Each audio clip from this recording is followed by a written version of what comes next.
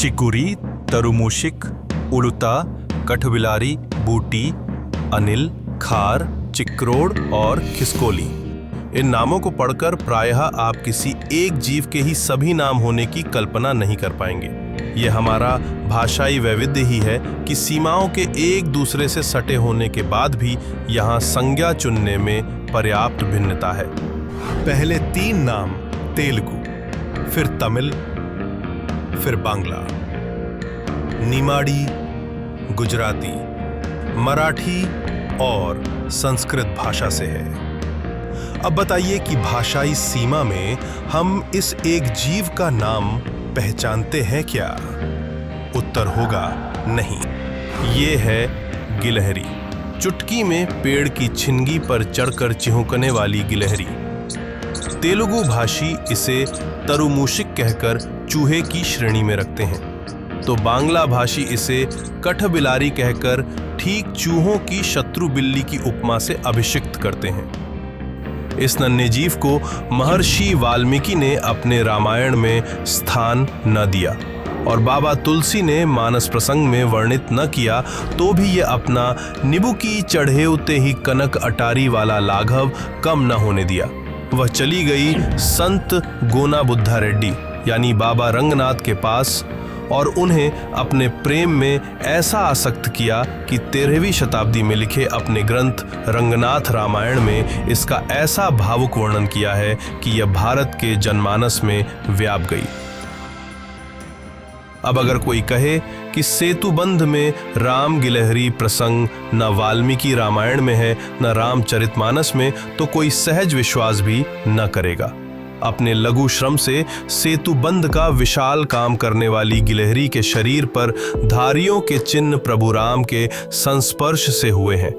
यह ऐसी लोक व्याप्ति है कि कोई कहे ये बीते 700 वर्षों में संभव हुआ तो ये भी एक आश्चर्य ही है।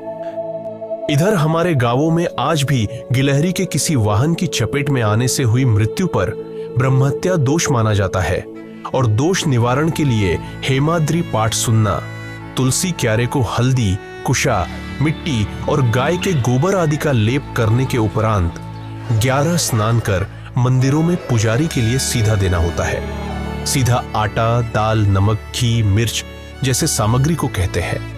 इसके बाद समाज प्रमुख के पास जाकर बंधन दोष निवारण हेतु 25 या 50 रुपए दान देना, ये सब कर्म पश्चाताप निवारण हेतु किए जाते हैं।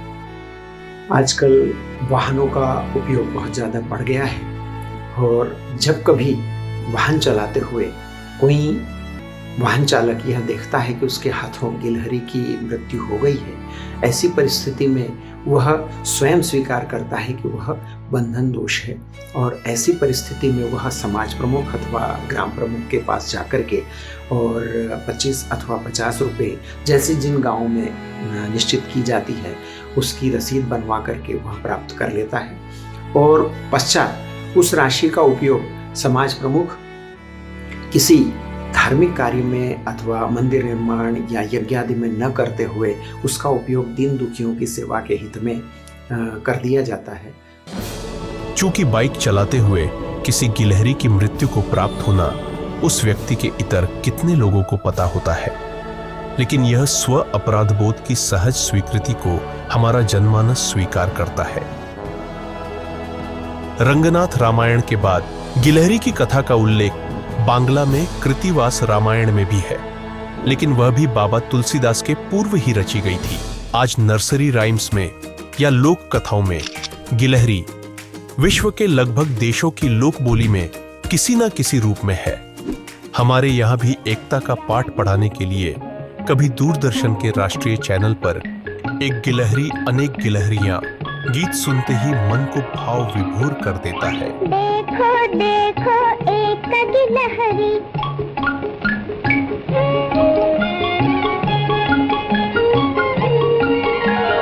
पीछे पीछे अनेक गिलहरियां,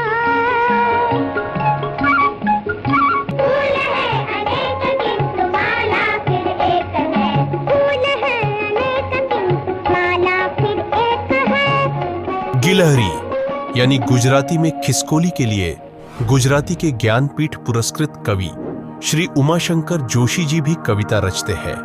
राम बांधे सागर ने सेतु खिसकोली, जाने लंका नो को प्रलय केतु खिसकोली।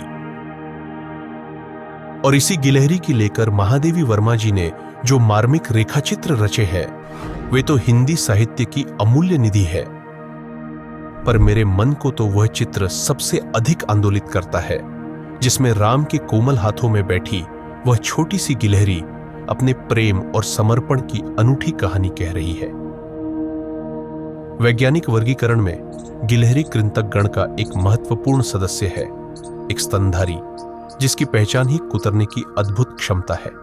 चूहे, छछूंदर और शाही जैसे अनगिनत जीव वास्तव में इसी विशाल गिलहरी परिवार के ही सदस्य हैं। प्रकृति ने गिलहरियों को भी 3 विशिष्ट रूपों में ढाला है।